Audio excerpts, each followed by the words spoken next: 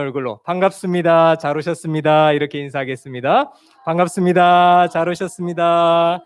환영합니다. 축복합니다. 잘 오셨습니다. 오늘 다윗 8번째 시간입니다. 다윗은 20세가 되기 전 10대 때 사무엘 선지자로부터 왕이 될 것이라는 기름 부음을 받았습니다. 그런데 한참 지나서야 왕이 됩니다. 30세쯤 되어서야 유다 지파의 지도자로서 있다가 그리고 7년이 더 지나서야 이스라엘 전체의 왕이 된 것이죠. 그러니 얼마나 시간이 오래 걸렸습니까? 그것도 자기를 괴롭히는 사울 왕이 죽고 나서야 비로소 이스라엘 전체를 다스리는 왕이 된 것입니다. 오늘 본문은 사무엘하 6장이었는데요.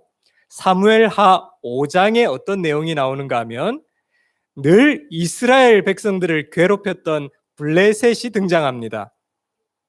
블레셋 사람들은 다윗이 이스라엘의 왕이 되었다는 소식을 듣고도 다윗을 왕으로 인정해 주지를 않습니다. 그 이유가 있습니다. 예전에 다윗이 사울 왕으로부터 쫓김을 받아서 도망을 갔는데 그곳이 다름 아닌 블레셋의 한 동네였던 것입니다.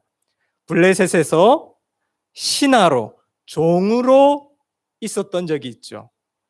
그 일 때문에 블레셋 사람들은 자기들 밑에 들어와서 종살이 했던 그 다윗이 이스라엘 전체의 왕이 되었다니 왕으로 인정해 주지를 않는 것이었습니다. 하찮게 여겼던 것이죠.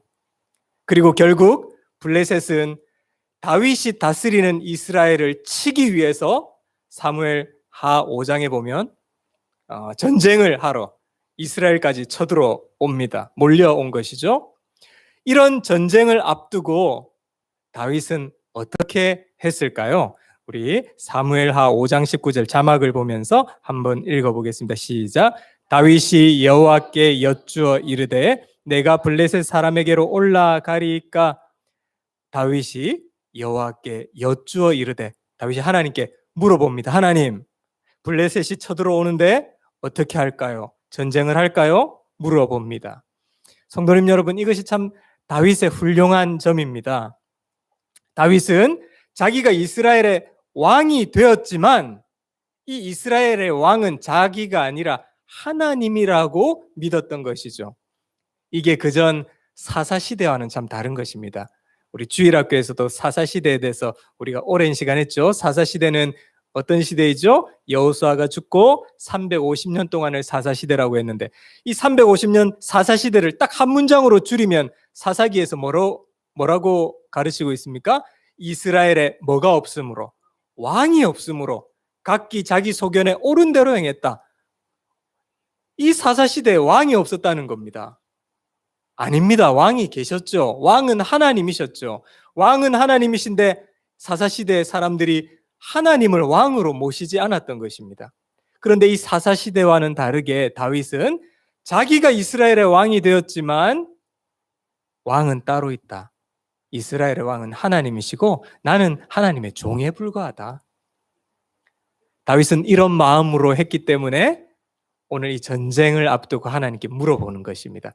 여호와께 여쭈어 이르되 하나님 어떻게 하면 좋을까요? 하나님 말씀해 주세요. 성도님 여러분, 우리 인생에 많은 일들이 있죠. 하나님께 잘 물어보시는 우리 모두가 될 수 있기를 바랍니다. 이게 우리의 자세입니다. 성도님 여러분, 하나님은 지금도 말씀하시는 줄 믿습니다. 하나님은 말씀하시는 하나님이십니다. 우리의 귀로 아무개 야야야야 지금 물리적인 어떤 소리로 말씀하시는 시대는 아닙니다. 성경이 66권으로 완성된 이후에는 하나님은 이제 어떻게 우리에게 말씀하시는가? 성경을 통해서, 설교를 통해서, 설교자를 통해서 하나님은 성령을 통하여 기록된 하나님의 말씀이 우리 속에서 이루어지도록, 말씀하시도록, 깨달아 알도록 일하고 계시죠. 그래서 하나님은 지금도 말씀하시는 하나님이십니다. 그렇기에 하나님께 물어보아야 합니다. 다윗이 잘한 것이 이것입니다. 하나님 어떻게 할까요? 그러나 반대로 사울 왕은 하나님께 물어보지를 않습니다. 늘 다급합니다. 늘 급급합니다. 자기가 결정 내리기에 바쁩니다. 하나님께 물어보면 되는데 사울 왕은 물어보지를 않습니다. 그래서 사울 왕은 실패한 왕이었죠. 성도님 여러분, 종은 주인에게 물어보면 됩니다. 어떻게 할까요? 주인에게 물어보며 일하는 것이 훨씬 편합니다. 우리가 하나님을 나의 주인으로 정말 믿고 주인이신 하나님께서 하라고 하신 대로만 하면 오히려 우리 성도의 삶은 굉장히 편합니다. 우리의 인생이 참 심플해집니다. 하라고 하시면 하고 멈추라면 멈추고 바로 응답을 하지 않으시면 응답하실 때까지 기다리면 되는 것입니다. 다윗이 이처럼 하나님께 어떻게 할까요? 물어보니까 하나님께서 이 전쟁을 도우십니다. 하루아침에 기적을 바라셔서 쳐들어왔던 블레셋을 다 흩어버리십니다. 블레셋이 패배를 맛본 것이죠. 여러분, 전쟁에서 패배를 맛보면 어떻게 할까요? 아, 내가 까불면 안 되겠다 이렇게 생각해야 하지 않겠습니까?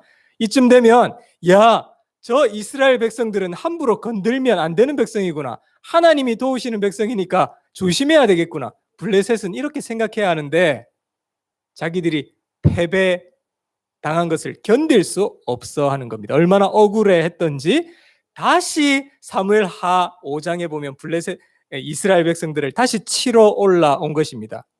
그러자 다윗이 또 하나님께 물어보기 시작합니다. 우리 사무엘하 5장 23절 자막 함께 읽겠습니다. 시작. 블레셋 가득한지라. 네, 블레셋 사람들이 다시 올라와서 르바임 골짜기에 가득한지라. 다시 공격하러 온 것이죠. 그러자 다윗이 다시 하나님께 물어봅니다. 함께 읽겠습니다. 시작. 다윗이 여호와께 여쭈니. 사무엘하 5장에 보면 늘 전쟁을 앞두고 다윗이 여호와께 여쭈니, 여호와께 여쭈니, 여호와께 여쭈니. 철저하게 다윗은 하나님께 물어봅니다. 성도님 여러분, 우리 인생에서 하나님께 늘 물어보는 일들이 일상이 될 수 있기를 간절히 바랍니다. 사랑하는 성도님 여러분, 하나님께 물으십시오. 하나님 어떻게 할까요? 어떻게 하는 게 좋겠습니까? 하나님, 말씀을 통해서 성경을 통해서 저에게 가르쳐 주세요. 오늘 설교를 통해서 저에게 가르쳐 주세요. 설교자를 통해서 하나님의 놀라운 진리를 가르쳐 주세요. 물어보면, 들으려고 하면 하나님은 분명히 말씀하시는 하나님이십니다. 이제 전쟁에서 하나님의 도우심으로 승리한 다윗이 이제 오늘 본문 사무엘하 6장에서 어떤 일을 할까요? 하나님을 상징하는 법궤를 이스라엘의 정중앙으로 옮겨오는 일을 하기 시작합니다. 법궤가 뭘까요? 하나님을 상징하는 것입니다. 법궤는요, 위에 뚜껑이 닫혀 있는데 뚜껑을 열어보면 안에 모세가 받은 10계명 두 돌판이 들어 있습니다. 하나님 자체를 상징하고 하나님을 상징하는 이스라엘에게 있어서 정말 중요한, 가장 중요한 것이죠. 하나님의 법궤. 그러면 지금 이 당시에는 어디에 있느냐? 어디에 있길래 옮겨오려고 하느냐? 예전에 엘리 제사장의 그 못된 두 아들들이 있었습니다. 그 아들들이 전쟁에 이 법궤만 가지고 나가면 자연스럽게 승리할 것이다 생각하고 법궤 가지고 나가서 블레셋과 전쟁을 치르는데 전쟁에서 크게 패하고 법궤까지도 그 적들에게 빼앗겨 버립니다. 그러다가 나중에 그 법궤를 블레셋으로부터 다시 찾아서 지금 아비나답이라고 하는 사람의 집에 보관되어 있는 상태입니다. 다윗이 이스라엘 전체의 왕이 되고 나서 이 법궤를 이스라엘의 정중앙에 옮겨오는 일을 해야 되겠다. 그 본문이 오늘 사무엘하 6장입니다. 법궤를 옮겨오는데요. 어떻게 옮겨올까요? 사무엘하 6장 1절 말씀 우리 함께 읽겠습니다. 시작. 다윗이 이스라엘에서 뽑은 무리 3만 명을 모으고 몇 명을 모으고 3만 명. 법궤를 이스라엘 중앙으로 옮기는 일에 3만 명을 동원시킨 것입니다. 100명, 1000명, 5000명도 아니고 3만 명입니다. 엄청난 숫자를 동원해서 행진을 하게 하고 그 사이에 법궤를 둔 것이죠. 그리고 3절 함께 읽겠습니다. 시작. 그들이 하나님의 궤를 새 수레에 싣고, 이 법궤를 아주 아름다운 새 수레에 싣고 소가 그 수레를 끌게 합니다. 새 수레입니다. 정성껏 아주 아름답게 만든, 차 한 대 뽑은 것이죠. 새 수레를 만들어서 거기에 싣고 옮겨옵니다. 또 5절 말씀, 오늘 본문 함께 읽겠습니다. 시작.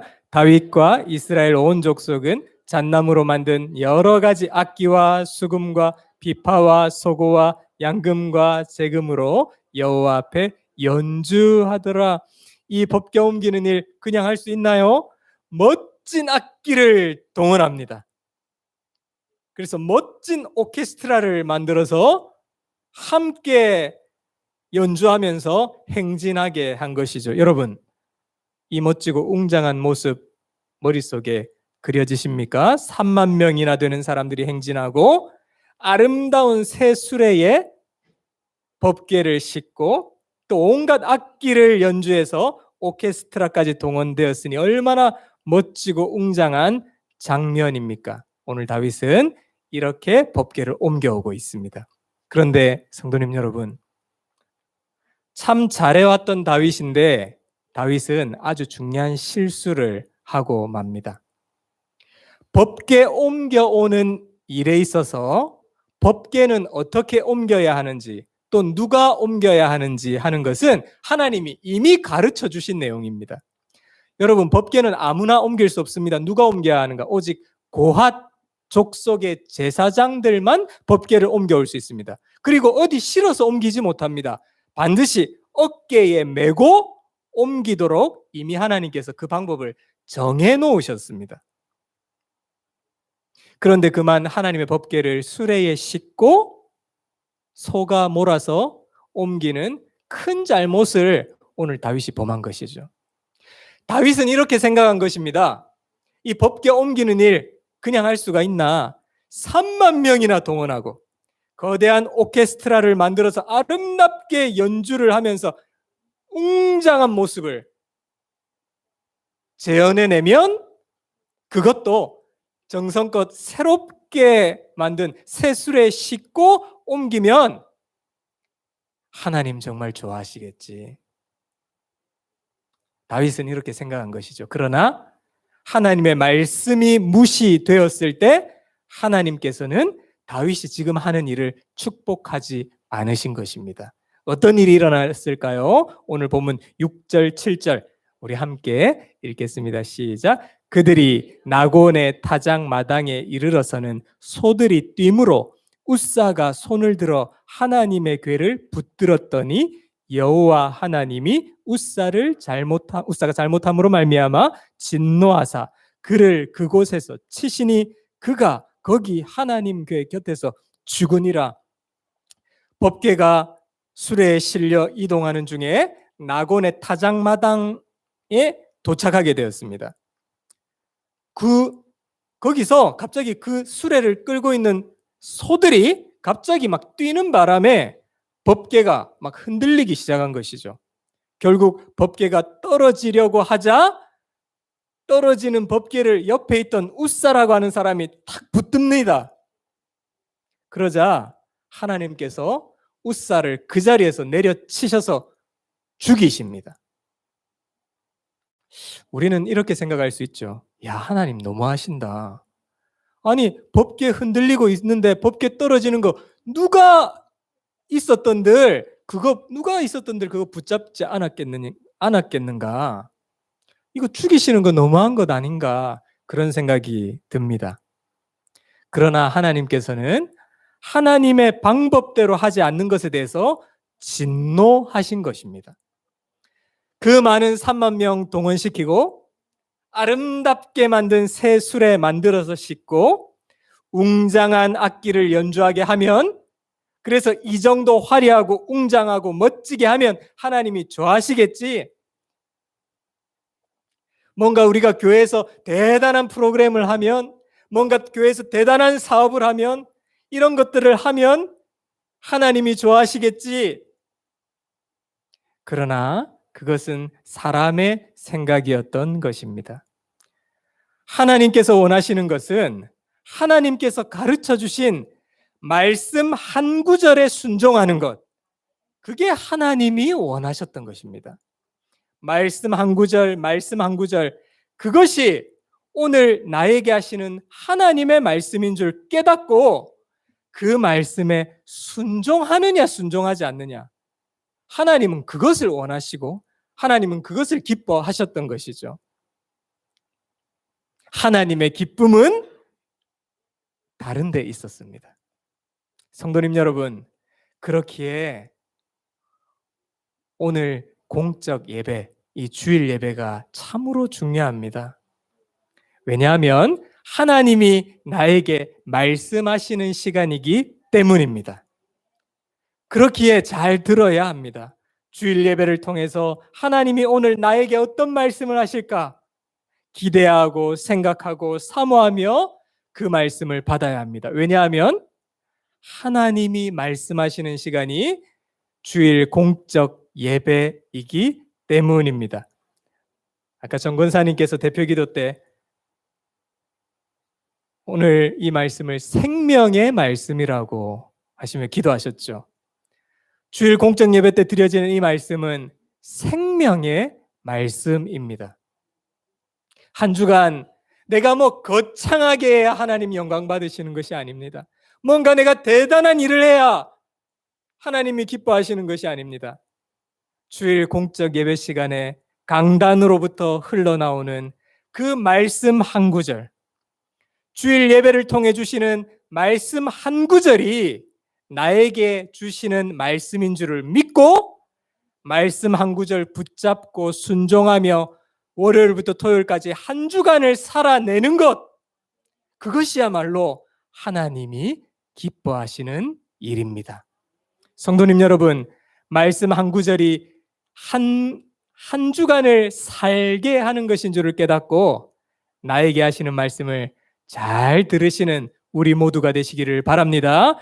이 시간처럼 주일 공적 예배를 통해서 하나님이 먹이시는 그 말씀을 먹고 한 주간을 사셔야 합니다. 그래야 삽니다. 사랑하는 성도님 여러분, 최고의 가치는 주님 말씀대로 살다가 천국 가는 것임을 믿으시기 바랍니다. 최고의 가치는 주님 말씀대로 살다가 천국 가는 것입니다. 닌겐によって最高の価値は主がいつも語ってくださる主の御言葉に従って歩むこと、それが人間によって一番最高の価値でございます。 하나님을 기쁘시게 하는 것은 사람의 생각과 달랐습니다. 최고의 가치는 새 수레도 아니었고 3만 명 동원하는 것도 아니었고 화려한 오케스트라 동원하는 것도 아니었죠. 최고의 가치는 그 말씀 한 구절이 오늘 나에게 주시는 말씀인 줄을 깨닫고 말씀 한 구절 한 구절 그 말씀에 순종하여 사는 것인 줄을 믿으시기를 바랍니다. 다윗이 큰 실수를, 잘못을 저질렀죠. 웃사가 죽는 이 사건을 통해서 다윗은 깨닫게 되었습니다. 아, 그렇구나. 내가 잘못했구나. 회개하고 자신을 되돌아봅니다.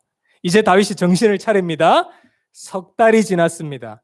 다시금 법궤를 이스라엘의 중앙으로 옮기기를 다시 시작합니다. 다윗은 이전에 해왔던 방법은 다 내려놓습니다. 법궤 옮기는 방법을 이제 바꿉니다. 사람 보기에 화려한 거 말고 하나님 말씀대로, 하나님이 시키시는 대로 이제 다시 시작합니다.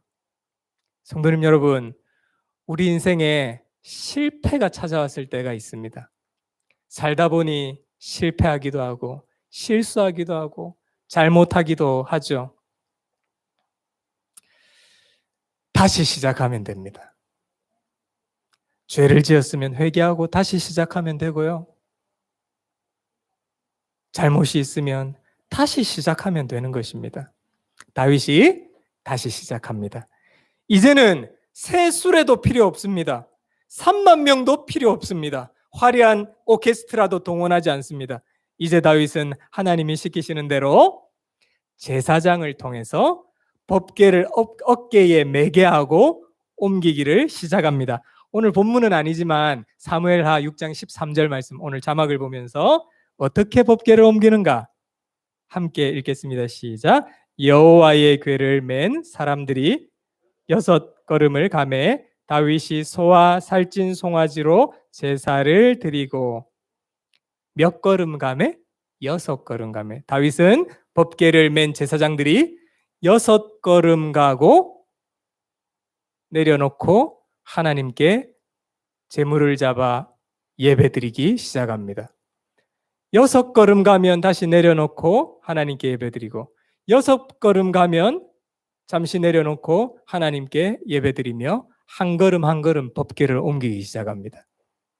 제사장의 그 걸음 하나하나에 이 이스라엘 전체가 살기도 하고 죽기도 한다는 생각을 가지고 6걸음마다 한 번씩 예배를 드리며 법궤를 옮기기 시작합니다.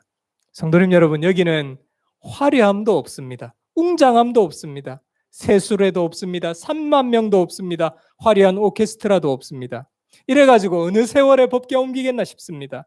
그러나 이제 다윗은 법궤 옮기는 것을 서두르지 않고 천천히 하나님이 시키셨던 그 말씀 한 구절, 그 방법대로 순종하는 것만 머릿속에 생각합니다.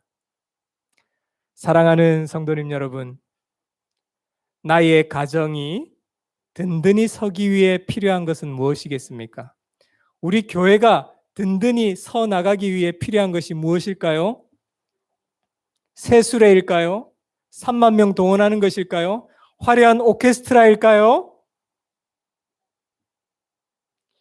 새 수레가, 화려한 오케스트라가 우리의 자녀들을 더 행복하고 풍성하게 해줄까요? 자녀들의 화려한 시험 성적표가 자녀들의 인생을 더욱더 행복하고 가치 있게 만들어줄까요? 어떤 사람, 이렇게 생각하는 사람이 있습니다. 내 인생에 새 수레만 있었더라도 하나님께 영광 멋지게 한번 돌릴 수 있었을 텐데, 내 환경이 좀 화려하고 내 백 좀 든든하면 나도 좀 뭔가 교회에서도 뭔가 해볼 만하고 내가 뭔가 하나님 위해서 한번 해볼 만할 텐데, 그러나 하나님의 생각은 다른 데 있습니다. 새 수레도 아니고 3만 명도 아니고 화려하게 보이는 오케스트라도 아닙니다. 무엇인가? 하나님이 나에게 말씀하시는 그 말씀 한 구절 소중한 줄 알고, 그것이 살아있는 하나님의 말씀인 줄 알고 그 말씀 순종하며 한 주간을 살아가는 것, 이것이야말로 하나님의 기쁨인 줄 믿으시기 바랍니다. 우리 각 가정의 가장 귀한 가치는 하나님 말씀에 순종하는 것임을 부모가 보여주어야 합니다. 아버지, 어머니가 우리 아빠, 엄마는 참 하나님 말씀 귀하게 여기시는구나, 말씀 붙잡고 사시는구나, 자녀들에게 보여주어야 하죠.